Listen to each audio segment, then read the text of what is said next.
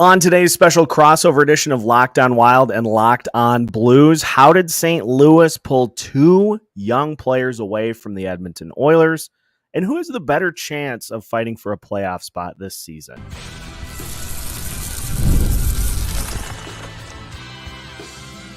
You're Locked On Wild, your daily podcast on the Minnesota Wild.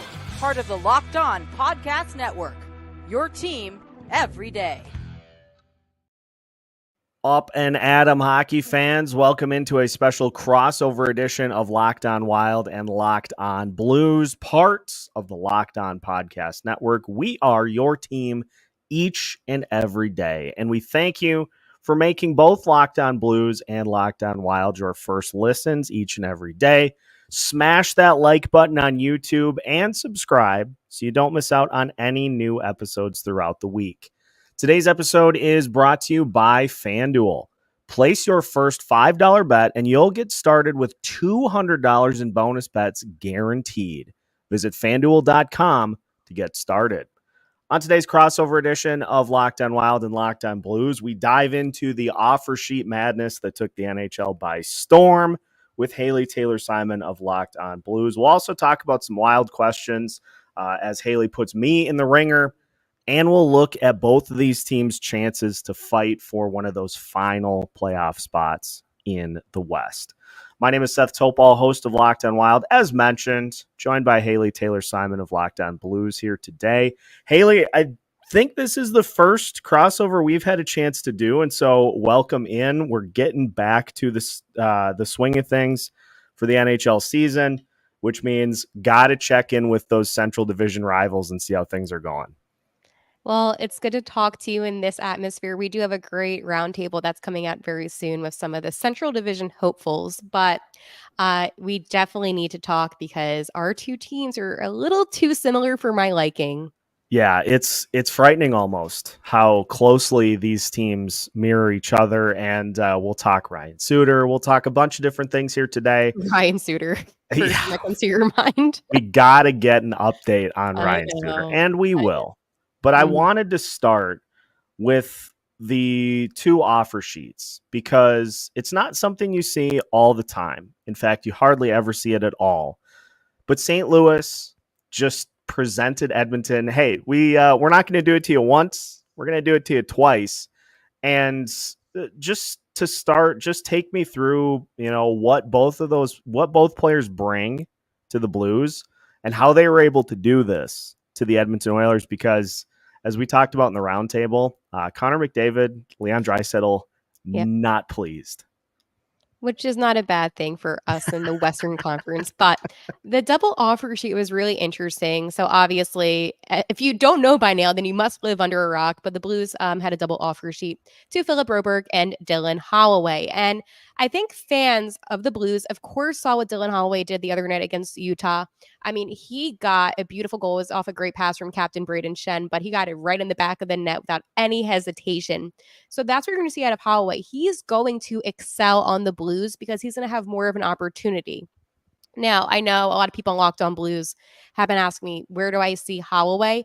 I think I see him fitting in more towards the third line for now. And I think that there is a possibility for him to be a top six, but I don't want to put too much pressure on him. And of course, Coach Bannister said the same exact thing, actually, that you cannot put too much pressure on Holloway and on Broberg. Now, Philip Broberg, where do I see him going? It's a little bit different with the defense with the Blues. I could see him being maybe on the second pair. Now, who do I think he's going to be with? Great question. I need to see more out of preseason. I mean, there's a couple options. Maybe eventually he'll play on the first pair of Colton Parayko. And I think that's the aspiration. That's the hope. But right now, we need to lower the expectations. Not because they're not good enough, but right now we need to see how they're going to do, how they're going to adjust. And the ceiling that they make, it's all up to them. They have all the opportunity. But again, the Blues have other talented players like a Jake Neighbours. You also have Dvorsky fighting for a spot. You have Zach Bolduc. So there is a lot of competition more towards, obviously, the offense. But on defense, I would feel very secure with Philip Broberg right now going into that second pair. Speaking of the defense, double buyout Ryan Suter joins the St. Louis Blues, or Central joined them legend. in the offseason. He's been around for a minute, and it initially looked, at least to me, like just kind of a veteran depth signing for this Blues team. But then you have the news surrounding Torrey Krug that he's going to be out indefinitely. So is there a chance that Ryan Suter actually factors into one of those third pairing roles, or is there enough depth in front of him that it's likely that he is just going to be essentially your seventh defenseman? I think he's be more in and out. I know a lot of people have said, oh, he's a replacement of Torrey Krug. However, the one thing that Torrey Krug is really good at, there's multiple things, but the one thing that made him stand out at least was the power play. And I know Scott Perunovich, he didn't have the best game last night, but you would even put Justin Folk in that position instead of Ryan Suter. I think Ryan Suter is a veteran presence. I think that the Blues' front office, including Doug Armstrong and team, even Alex Steen, they knew what they were doing with bringing him in because they wanted that veteran presence. However, I don't think that he is going to beat out some of these younger guys. Now, could I see Matthew Kessel potentially playing with Suter on the third pair? Absolutely. But on the other hand, you have to still remember that Tyler Tucker is fighting for a spot, as well as Scott Perunovich. So there's too many talented players that could potentially take that spot. However, if Scott Perunovich doesn't play the way that we expect him to play, like he did on Sunday, then maybe Suter does have a chance to get that secure sixth spot. Let's go to a rookie who impressed last season, although I'm having a little trouble with the actual stat line just because there are so many goals and so few assists. Jake Neighbours, 27 goals, 11 assists, a very successful season for him, really starting to kind of get acclimated to life at the NHL level. Where do you see his skill set taking him? And more importantly, for Wild fans, what is he going to do for an encore after the 27 goal campaign? Yeah, so obviously Neighbours had an impressive season, and I just want to point this out because I think this is a very interesting thing. When the Blues played Dallas, Neighbours was actually winging Bushi. So I think that, right now Buchnevich is probably going to be your second line center. So I think they're going to have Neighbours actually alongside with him. I think the two work very well together. So that was something that I wanted to point out. Now, with the assists, Neighbours isn't that type of player. He's the opposite of Robert Thomas in a way, right? Because Thomas loves to assist. And that was one thing I was so proud of him this past season is that he did score more. However, I'm not going to be upset if a player wants to take those opportunities and score. So I think with the Minnesota Wild, he is a player that you should be worried about. I mean, if you want me to be honest, the two best players that the Blues have up front are probably Robert Thomas and Jake Neighbours. And I know that Neighbours did play on that first line last season with Robert Thomas. However, I think that the chemistry between Bush and Neighbours is significantly better when it comes to how they both play. So I think with Robert Thomas, taking more chances, shooting the puck, which is a very good thing for Robert Thomas, selfishly. I think that Bush is more of a type of player that's going to want to be, somebody to help assist and to set up plays. So I think the two actually work very well together on that. I'm worried by the fact that you mentioned all that, and Jordan Kyrou did not come up at all because he is just another guy that adds a ton of depth to this Blues team. It's interesting because I want to ask about Kevin Hayes, because he was brought in to be kind of a bottom six guy, didn't work out, and so he moves on to Pittsburgh. And so, what does this lineup look like, and how much of a focal point is that top six going to be to try to fill some of that scoring, plus Jordan Kyrou scoring like a bajillion goals himself? Yeah, I'm glad you asked. And one thing with Kevin Hayes, and I just want to say this because as a person, Kevin has gone through quite a lot. So I just want to send my condolences again to Kevin Hayes with everything that happened with Johnny and Maddie. He didn't pan out well here in St. Louis, and that's a fact, okay? And he said that when, he was in his media availability with the Penguins. He didn't pan out. I hope Kevin, honest to God, I really hope that he, finds whatever he needs in Pittsburgh and is able to have a good season. Yeah. But now with losing Kevin Hayes, you have an opportunity for Braden Shen to be the third line, to be in the third line. You have an opportunity for Kirill to be in the third line. You have an opportunity to really build up your third line. And I did mention Holloway, and I did not forget them at all. So Shen, he may not play center this season, and that could be an adjustment. But I do think he's better on the wing. So right now, the Blues' offense is going to be significantly improved due to, and I hate to say this, just due to Kevin Hayes not being here, because it does free up some space. However, with Jordan Kyrou, he is such a valuable player, and I know people, for whatever reason, don't like him, but he does produce. Does he score the most goals? No, but he does score enough to make himself a presence and valuable on the ice. So I think that with all the lines kind of shifting this upcoming season, it's going to allow players to play different positions. Like Bush doesn't really play center. Nail isn't a play center. So you have players who have been on this team. They're going to take on new roles, and it's going to make the third and fourth line significantly stronger. All about options. It's all about having options and depth at the NHL level. Well, we'll put me in the questions chair, and we'll give Blues fans the opportunity to hear about just how quiet of an offseason it was for the Minnesota Wild, amongst other things. And we'll continue today's crossover edition of Locked on Wild and Locked on Blues after this. Today's episode of Locked on Wild and Locked on Blues is brought to you by FanDuel. And with NFL season in full swing, you can get things started with a big return on FanDuel, America's #1 sportsbook. So when you get a hunch in the middle of the game, you can check out the latest stats, view live play-by-play, and so much more on the same page where you place your bets. You don't have to have 50 tabs open like I do when I'm watching fantasy football and tracking my team's numbers on Sundays. You can do it all in one spot. And best of all, you can get started with $200 in bonus bets guaranteed when you place your first $5 bet. Best of all, it does not even have to be a winner. Just place a $5 bet and you'll get $200 in bonus bets guaranteed. So head to FanDuel.com to get the party started today. FanDuel, America's #1 sportsbook.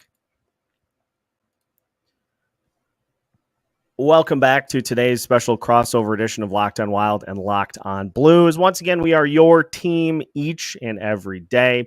Make sure to check out Locked on NHL for your second listen today to get the full lowdown as we get closer to the start of the season. It's coming. We're getting close. So make sure that you stay up to date with all the big news in the NHL ahead of the season. All right, Haley, I am going to put on the guest cap, I guess, is what I'll call it. And I know you've got some burning questions regarding the Minnesota Wild, so I'm an open book. All right, so the one player that comes to my mind that strikes me as the biggest concern is Matt Boldy. Talk to me about him. I know that he's kind of, the injury and things like that, but should we be expecting him to play when the season begins? Should we be expecting him to be as dominant? Tell us what we should expect.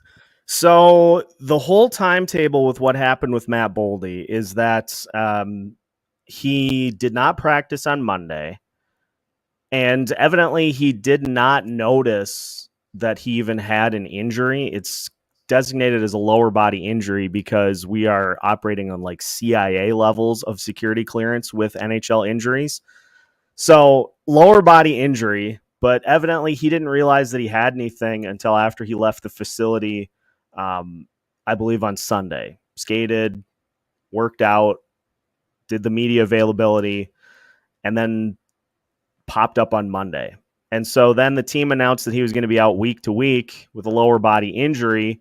John Hines said that they don't think it's serious, and the hope is that he is going to be available at the start of the season. Now, this is interesting because let's say he misses the first few games of the year. The Wilds get a chance to showcase some of their top prospects that have been touted here over the last few years. Might be a guy like Riley Height, who has the potential to play up to 9 games and then head back to, I believe, the OHL. Really, really good playmaking type, elusive skater, slippery with the puck. Feels like he could potentially be a good fit if he impresses enough in preseason to where Bill Guerin wants to give him a chance. Otherwise, a guy like Liam Ogren, who is kind of a power forward type, but has a really good shot to his game, he could be elevated onto the second line. The hope is that Boldy won't miss any time, but I have said on Locked On Wild that I think it's important to give that spot as kind of a tryout for some of these younger guys. Matt Boldy's an important player. And so the hope is that he's ready to rock when the season begins, because you're talking about a perennial 30-goal scorer who, by all accounts, put in a ton of time in the weight room this offseason. And so he was really setting himself up for, a 35, 40 goal type season. And Bill Guerin even went so far, I saw on Twitter that he went so far as to say he envisions Matt Boldy as a 50-50 guy at some point in his career. So he's obviously a huge piece of what this team's trying to do. It's going to give an opportunity to see what the rest of the offense looks like, which is good. So hopefully he's back, and then he can just slot back into either first or second line, wherever John Hines puts him. Well, thank you for the answer. And it's always a shame when a player does go through injury, and he is one of those players that does put up a lot of goals. So non-biasedly, I hope that he does recover and he's able to play, because he is a good competitor. So talking about one of my favorite things is Marc-Andre Fleury. So last season didn't have the best season. How are Wild fans, and how are you taking it for this season? What do you expect from him? How many games do you expect him to even play in at this point? Well, this is funny because the team has been pretty vocal about the fact that they're going to go with essentially a 3-goalie rotation this season. Now, it might not be that they carry all 3 for every game this year, but I think what the message is trying to be is that it's going to be Philip Gustafsson, it's going to be Marc-Andre Fleury, and if either of those two are injured, then we'll see Wild goalie prospect Jesper Wallstedt get those starts. But Bill Guerin's been very confident that because of the way that Marc-Andre Fleury keeps himself in shape, even at 39 years old, that he's still capable of being a guy that can get up to 40 starts a season.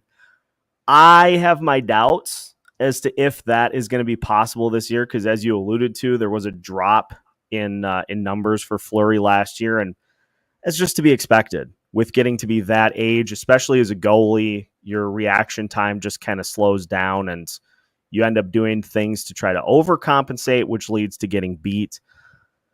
I'm hoping that Philip Gustafsson gets closer to the form he showed a couple of seasons ago. And so I'm not super worried about him in that regard, but it's going to be a real question mark to see what Fleury's able to contribute, because it'd be asking an awful lot of a young goalie in Wallstedt's case to just say, here's 35 starts, go get them. Like there's going to be a split, and it may be that Fleury starts the season, and if the numbers just aren't there, that maybe then they push him into like he's on the roster but not necessarily playing. It's a total wild card, and it's an important one for this team because see what I did there? I did. It's a very important one for this team because the goaltending was not up to par last year. If the Wild are going to get to the playoffs this year, it has to be. And so you can't afford to necessarily throw starts away if a guy just isn't pulling his weight. So this is going to be fascinating to see how this plays out, because the 3-goalie rotation has been tried a few times in the NHL, and it requires a full buy-in from everybody participating, because if you don't have that, then people start to get a little cranky about their playing time. So Reese Johnson, amongst some other players, he got injured after, I believe, a couple practices of your training camp in Minnesota. And some other players have been injured. Is there any concern about this injury bug going around with the Wild players? Because I feel like every day I'm reading a headline about injury Minnesota Wild. I feel like anything less than what happened last year is a win for this team, because the Wild had only 2 players that played the full 82 games last year, and that was Marco Rossi and Brock Faber. Kirill missed time, Matt Boldy missed time, Joel Eriksson Ek missed time, up and down the lineup. It is just one of those things that I think, lends itself to the style that the Wild play of being more of a physical team. This is why you see a guy like Marcus Foligno, who is now kind of in the 60s in games played, because he plays a very overly physical style that tends to lead to some injuries climbing up as the season goes on. If they have as many injuries as they had last year, I will not make it through the season, let alone the entirety of the team. And so I hope that they have a little better injury luck this year, because last year there was none whatsoever. All right. And then finally, now be very honest with me, Seth. I'm counting on this. Is there any player on the Minnesota Wild that you're kind of like, I'm not sure if they're good enough, that was currently on the team last season, that maybe a rookie could take their spot and perform better? Fantastic question, because I spent essentially my entire free time charting this last year. Okay. Marcus Johansson, who is, and I want to make the full distinction here, because he is widely regarded as just an A-plus teammate. And so this has nothing to do with that side of the puck. But there were 43 games last season in which he registered one shot or fewer on the second line for the Minnesota Wild. And it just feels like that's not something that you can afford to have happen. Like, you can't be a one-line team and expect to beat anybody, let alone in the Central Division, especially in the Western Conference. Like, you got to have at least two lines that can score, and you don't shoot the puck, you're not going to score. And so that's where guys like Liam Ogren come in, because I think if you had Matt Boldy and Joel Eriksson Ek together on the second line, which sounds like is something that is going to be looked at. That's solid, actually. Yeah, and you throw Ogren in there, who is a guy that is not afraid to shoot, and all of a sudden then you've got a guy who can set things up from the perimeter. You've got the net front guy, and you've got the intermediate target that can get the puck from A to C. Johansson just he just didn't bring a ton in that regard, and so he ended up being a guy that kind of got on my radar. I charted every single game that he played in, and like I said, 43 with one shot or fewer, and it feels like if Liam Ogren comes in and averages even 3 shots a night, that he is that's just put it in the bank for 20 goals and like a 50 or 60 point season. Thank you for asking all my wild questions. Absolutely. Well, we will finish things up by just taking a look at how these two teams stack up amongst the rest of the Central Division, because I think we can both agree there's a pretty heavy top 4 that are favorites to go to the playoffs. But there's one team that I think I wouldn't mind yanking out of the top 4 if possible, because of what they did to Kirill a couple of seasons ago. I'm not bitter about it. So we'll talk about the Central Division and how things will play out as we finish today's episode of Locked On Wild and Locked On Blues after this. Today's episode of Locked On Wild and Locked On Blues is brought to you by Indeed. We are driven by the search for better, but when it comes to hiring, the best way to search for a candidate isn't to search at all. Don't search, match with Indeed. If you need to hire, you need Indeed. Indeed is your matching and hiring platform with over 350 million global monthly visitors, according to Indeed data, and a matching engine that helps you find quality candidates fast. Ditch the busy work. Use Indeed for scheduling, screening, and messaging so you can connect with candidates faster. Plus, listeners of this show will get a $75 sponsored job credit to get your jobs more visibility at Indeed.com/lockedon. Just go to Indeed.com/lockedon right now and support our show by saying you heard about Indeed on this podcast.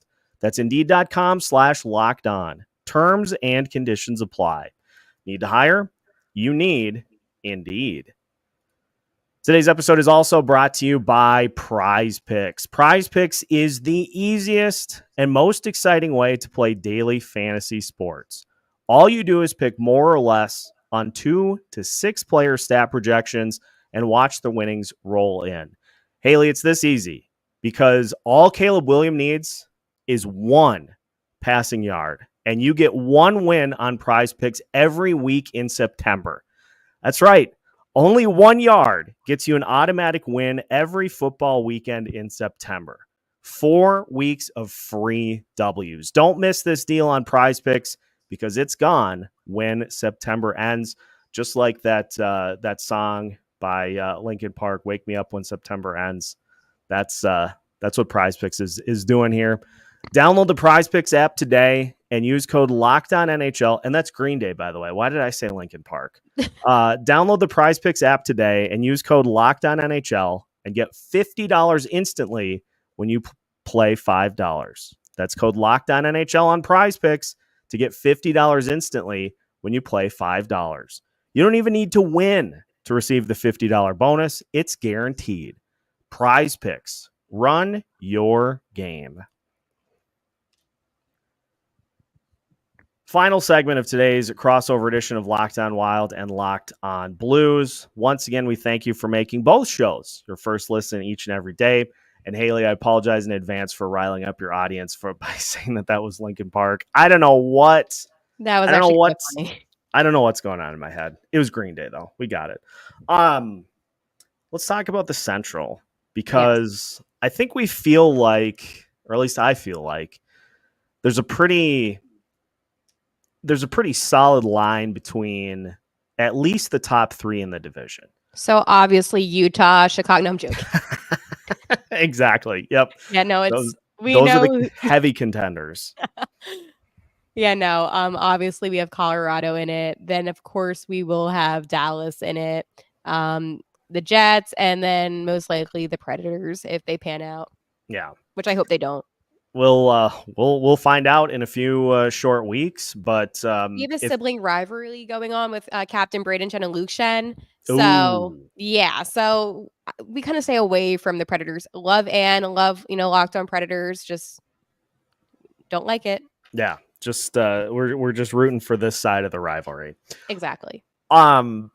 I just would love this season to be able to beat any of those four teams because the Wild couldn't do it this past year, like at all.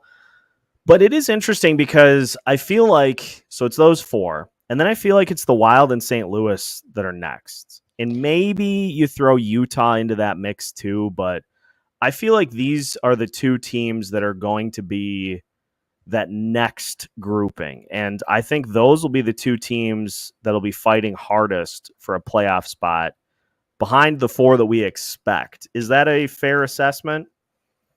I would say so. The only team that I would still be a little bit cautious about is going to be Nashville. And the only reason why I say that is, listen, at the end of the day, loves Stamkos. Okay. Like, I'm not taking away his talent in any way, but it's a huge contract that he signed with a lot of money, and there's a lot of expectation on him.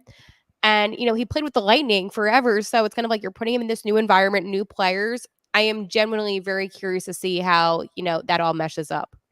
Yeah, there are a lot of moving parts for that Nashville team. A lot of players came in this offseason. It's going to gel, or it's going to be like rubbing two pieces of sandpaper together. So I guess...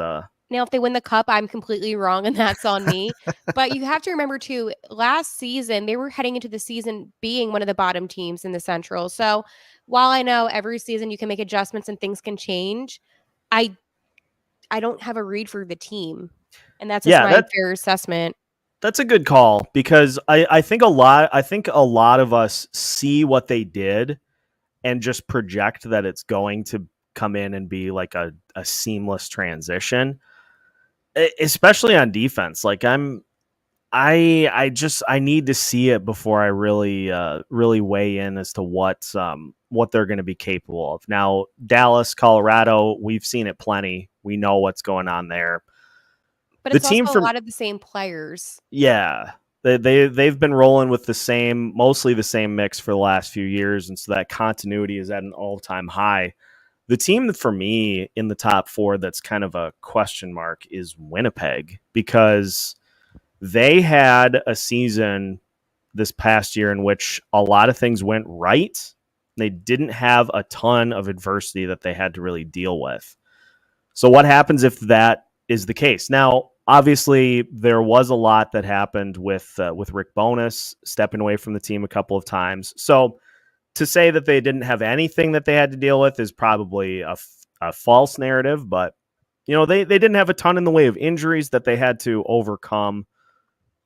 You don't get that every year. Like, you don't get that injury lucky every season. And so, how do they manage if they have a bunch of injuries, or if they have like 15 players that miss most of the season? How do you handle that?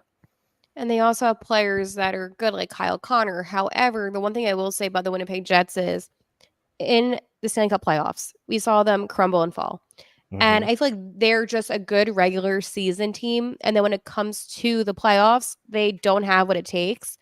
And I think that's going to mess with them this coming season because they had a lot of momentum last year heading into the playoffs. So again, having that adversity, as you mentioned, Seth, again, not having a lot of injuries, which was very unusual in the NHL in this day and age. So there is a lot of pressure, I feel like, on the Jets, and I could see them potentially missing out on the playoffs.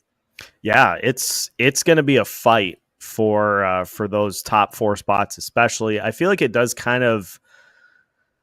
almost is assumed that all 4 of those teams will make it. But the beauty of the NHL is that for all of the assumptions that are made, usually 1 or 2 things goes wrong. So it'll be interesting to see how it plays out. Ultimately, let's do this to finish. Yes. Do you think the St. Louis Blues are in or out of the postseason when all is said and done?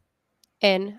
They're going to be in. And I can give you a very easy explanation as to why. Sure. They were the best worst team last season. And I say this all the time. So obviously they were so close.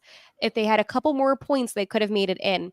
However, this offseason, they acquired some good talent. Broberg, Holloway, Texier. You can even argue maybe, having the Joseph brothers. You have different talent that came in. All the Blues had to do was win a few more games, especially those San Jose Sharks, which I don't want to get into yet because that was awful. We don't have to talk about that. It was awful. So when you're so close and then you add more talent, you don't really subtract any talent besides maybe Torrey Krug and that whole situation. You're a team that's capable of being in. You're going to have Drew Bannister for the entirety of the season. And I do miss Craig Berube, and that's not anything on him. But I think it's having that consistency of having your head coach the whole time. It's the Blues versus the Blues, Seth. They're going to be the reason why they make it in, and they're going to be the reason why they don't make it in. But they play sloppy like they did in the middle-ish, endish of last season, and they went on those losing streaks, and they lost those winnable games. They lost games where they had a 2-goal lead all the time. It was awful. So basically what I am saying is they beat the good teams. They split with Dallas.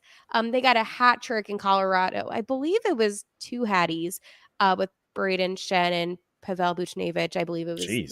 Yeah. So like they can beat the good teams. Yeah. They were a good team. I know they don't have a lot of the same players when they won the cup, but they do have a good majority of them still in the core. So it's going to be them versus them. Hockey's a mental sport. And if you're not, fully in it mentally and you can't shake off those bad games and move forward and have a quick memory, then you're just going to continue to go down and spiral there.